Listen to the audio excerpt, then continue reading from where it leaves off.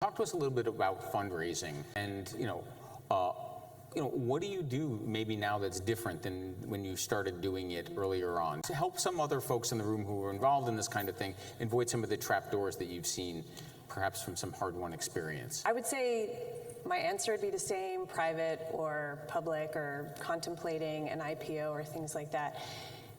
Meet with investors when you don't need the money. That is probably the biggest thing that I learned. When I joined NerdWallet, very, very bootstrapped, pretty profitable right away, and so actually didn't need to do as much fundraising as people had expected.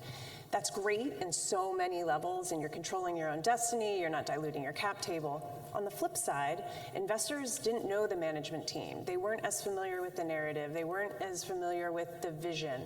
And so that's one of the things I said, if I ever did this again, I would start early and often. And I think the same is true even at Slice and at private companies.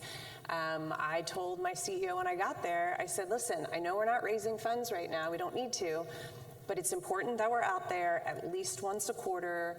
We can also go out and proactively just talk to folks. Well, let's go to conferences and let's just get the story out. It's also a great way to bounce ideas, see how things resonate. When you're testing out a new message, you can get pretty real-time and immediate feedback. And so for me, just building those relationships and staying in touch with some of these investors so that when it is time to raise funds for whatever reason, people know who you are.